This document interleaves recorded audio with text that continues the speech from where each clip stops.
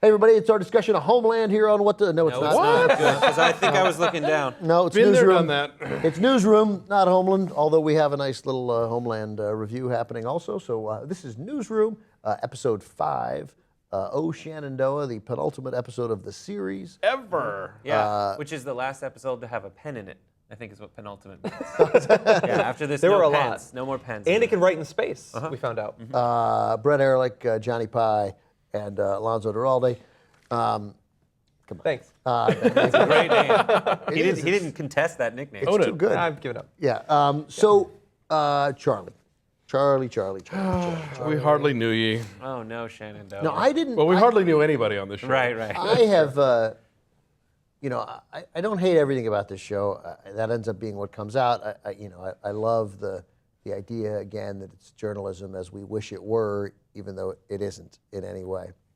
I never liked Charlie. I thought he was a silly caricature. I didn't like him. I don't like the performance. I love Stan Waterston. Don't give my eulogy. Yeah. I'm going to put that in my living will now. Ben does not get to... Kind of a dick. And by the way, said a lot of racist stuff when cameras weren't rolling. Yep. Charlie, glad he's dead. My heart goes out to the desk he fell on. And even his death seemed caricaturish. Oh yeah. Oh, totally. Yeah. Well, when it happened, and then the music starts going. So I think in shows you have to earn certain things that this show never earned. I did like that in this episode, he never, he basically had determined to make the new regime work. Yes. And there was never the wink of, I know this sucks too. It was always, he was on point. He was on message. He was going to be the guy that B.J. Novak wanted him to be. But I don't think that fits his character Right, at all. right. I don't think that was totally and what inconsistent happened, with who he was. He dropped dead. That's the message here. The thing is, to put it in Walking Dead, he was turning, and they killed him. That's true, yeah. So they shot him in the head. If he had died 2 episodes ago, I would have thought, okay, I like the dialogue that he has with Will. I enjoy that back and forth. And when they go out there and they give their speeches, that can be good. But if they wanted us to feel any sympathy from when he died, why did they turn him into a complete asshole and then kill him? I don't know. I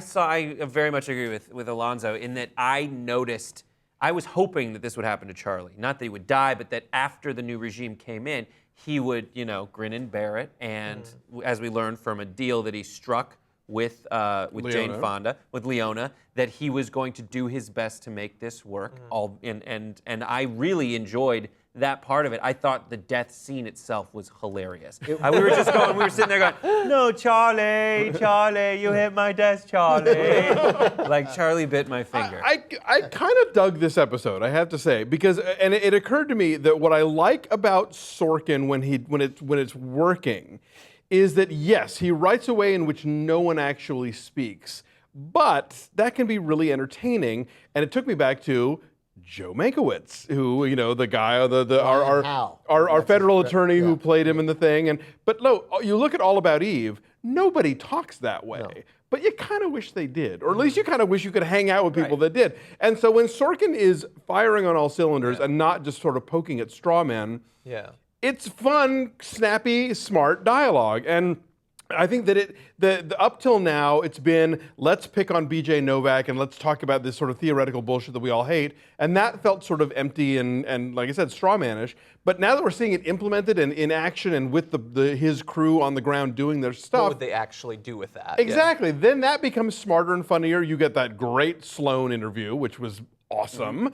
That guy, how did Bree... Yeah, how did Bree not see it coming? Fun. Well, yeah, exactly. I mean, and again, that's definitely poking at straw men. Yeah, it is, but doing it real well. And I like that really fast. I like that dialogue too. The only time I don't like the dialogue is when it's like a person who says something, and then they're not sure. Did I say that right? Wait, let me try 20 different variations. I could die now, never having to see that again. I'd be happy. And that's just Sorkin, I think, thinking everything he does is brilliant, no matter what. Enjoy all my drafts. Yeah, he just won't go back and delete it. Like a normal person writes that way, it's almost like you're writing, you're thinking of something else, and the word you were thinking about from the television that's playing in the background ends up on the page. He'll leave it in there and justify. Yeah, Don is the worst about that, where he'll say the same thing 5 times, but just sort of keep upping the ante and getting cleverer about it. He had some good lines. His line about not wanting the relationship to be broken up, because if you make her choose between me and career, she'll stay career. That was good. That was a couple weeks ago. But then he also that nice moment. Really fast. I watched 3 episodes back to back last night to catch up, so I'm going to mix up all sorts of stuff. But like when he came, there was a cute I didn't hate this episode either, nearly as much as usual. We loved episode, I think 2 this year. It was really super strong. But when she comes into his office and he's doing other stuff, like there was at least a nice boyfriend girlfriend moment of, where he's like, oh, you mean now, right? Of course, right? And I thought 2 things made this episode pretty strong. I thought that obviously Will in jail talking to a guy who, it makes it better at the end when we realize he wasn't there and it's his dad. Yeah. 52 days later is the biggest laugh I've ever gotten out of this show. Yeah, totally. That title card, I just went, bah! So the 52 days later, that conversation was a little interesting. I mean, I liked, you look down on people. Down is where some people are. So, That's a good. Yeah, I liked it. and just it was fairly interesting. I mean, the guy got some stuff. I thought some stuff was actually wrong there. Like that. I'm sure the lines weren't jumbled and they missed it. But I thought that the dad, Selly, the racist Selly, got some stuff wrong about, you think, when he says Bush went to Yale and not Harvard, and then his dad says, you just think people like I don't care about that stuff. And I'm like, no, he thinks you do care. That's why he corrected you. Like, I don't. Right. Like, Well, I think, but it's no, one I of those think no-win it's arguments that anything you say is Yeah. you being snotty and superior. yeah, and I mean, and he is snotty and superior, and it's a big freaking problem. A big problem to be that snotty and superior. There's a way to be smarter than people and not make them feel like dirt. You can make them feel like dirt some of the time, but I liked that conversation in general. I thought it was okay, but I also liked Don and the rape victim. I did not like Don. Really? And the rape. I didn't like Don. I didn't like Don and the rape victim because there's 2 things that happen in this episode where people who seem otherwise very capable are doing stupid things. Like one, and we'll get to it, I guess, Jim and whatever her name, Maggie on the plane, did everything right to get on the plane, and then they screwed up, like not checking to make sure Edward Snowden was on the plane before they get on it. But a lot of journalists got stuck on that plane, so I don't know that that's it was true. something that you could necessarily know or not know by I the don't time know. you got on it. But going back to this interaction to it. in the dorm room, like if you really care enough about this story that you step up to your boss about it, if you really care, just don't go talk to the woman and bring your shit there to Or her. offend her, and then she doesn't want to go on, or something like that. Yeah, I don't think anyone. His conversation was so weird. Like he was pretending to be like a scared rabbit the whole time. I didn't understand. I didn't understand that at thought all. that actually worked for me. I thought it was an interesting. It was again that it seemed less straw managed because it was a way for both sides of this discussion to come out of like, here's why I feel the need to create this website. Here's why this website could fuck over innocent people. And it didn't feel like this sort of setup where, like with Hallie, where clearly one side is a fucking moron and the other side is righteous and true and perfect. Right. Like but they then both at the brought. point where it's But like, they I just Yes. don't. What made me mad is this guy who is sensitive and knows it and has all these thoughts to himself anyway and makes his conclusion, which is probably right, then goes to her and says, I'm begging you not to come on the show. Well, then just don't approach her to have her come on the show. But if he's probably thinking that if he doesn't go, they're going to send somebody else who doesn't give a shit and is just going to book her. Well, he lied in the end anyway. True. I did, however, like those discussions. So that's what I mean. I like those discussions. I thought she was great. I thought she was really good. I thought she was really good, and well cast. And she plays the vice president. She played Julie Louis-Dreyfus's daughter on Veep, and it's funny. And so it was a good stretch there, and she was really, I thought, great. But like Don is supposed to be this smart guy, but smart people don't confuse that. I think don't say something really dumb like, I think you're morally obligated to think innocent until proven guilty. Like, that's a concept we really put into the Constitution that really only applies to the courtroom. It's supposed to only apply to the courtroom. We don't, then a zillion people are innocent to Don. Right. Because, and he used OJ as an example, but let's extend it to a gazillion people. I guess, so innocent until proven guilty, I guess Mubarak. Right. I Innocent, think he's talking about his journalistic obligation not to disbelieve someone until he has all the flies. But he then mentions OJ, and he says, "Oh, I'm the guy who believes OJ was innocent because a jury said so." Right. Like we've been led to believe. I get it now, By him, we've been led to believe that their pursuit of truth will stop at nothing. Well, truth and a jury's verdict line up sometimes, and sometimes Yeah, what they about don't. the jury in the civil case? Yeah, right. So like, what are you supposed to believe? And it's dumb. It was a dumb person says that. that is a wildly unsophisticated. So maybe I didn't like that scene. I just liked her. Yeah, well, A that's it, weak but person, right? A weak person Yeah. does that. A weak person who isn't dedicated to truth. Right. They're just begging for some kind of out. For rules. For a decision after which they'll say, well, that was right. You know? And now I don't have to think for myself anymore. Sure, And, yeah. so, There's and you 13 heard it other from people Jim that too, are because Jim, John made this point before the show when we were talking, John, that Jim was originally this incredibly smart guy, and now there's really not much to him, and he's now this believer and backer of institutions. You know, he mentions about Snowden, and I have a nuanced opinion about Snowden that isn't shared with everybody who works at the Young Turks, but Jim's was just sort of dumb. That why is he what did he say? He's betraying the United States government, or why does he hate his government so much? Or I don't know. But Jim said, there's a point he makes about institutions, and then Don too, the institution of the court system and what jury decides, and again, so we have this moment where these characters who at various points have been sort of thoughtful and interesting and layered become silly and Doctrinaire.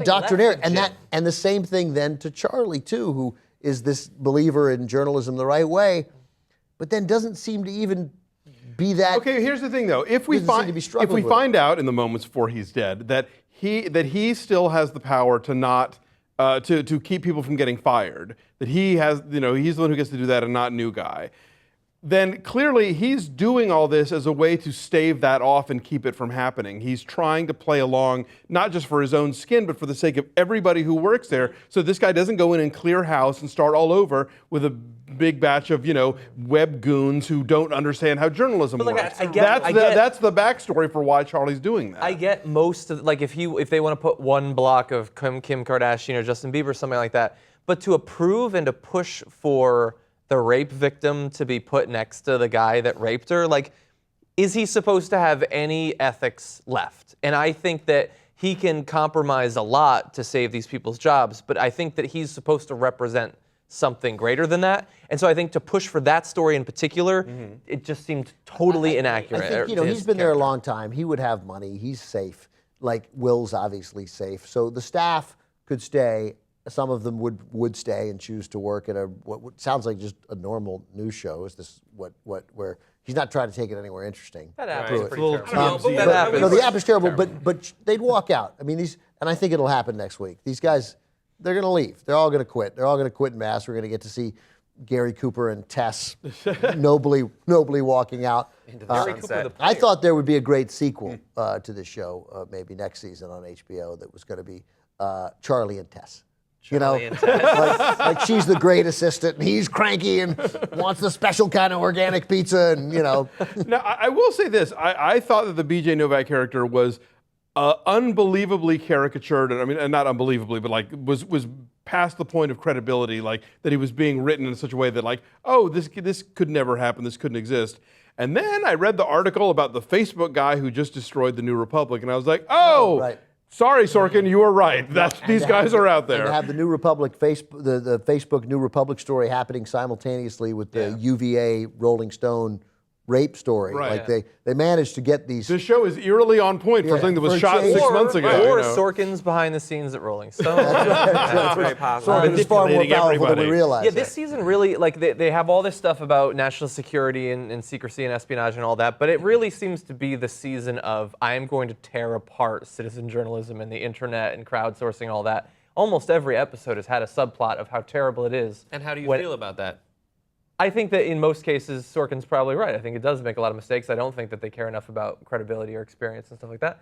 But I think that some of it's okay. Yeah, I think some of it's fine. I think it's like there are many ways to get information, and as long as the people providing that information are honest about what part of that food chain of investigative journalism, of commentary that they serve, then I think it's fine. And I think also it helps if you know who the people are and you can find them later if you to call them out and say, you got this wrong, I don't believe you anymore, as opposed to the anonymous GoPro person in saying Syria. that, yeah, exactly, this was the anonymous person who says that Jimmy Kimmel was drunk last night. The problem is that, like, when I like the show, it's that he sets up this idea of what news gathering at the television level ought to be. That's great. It is.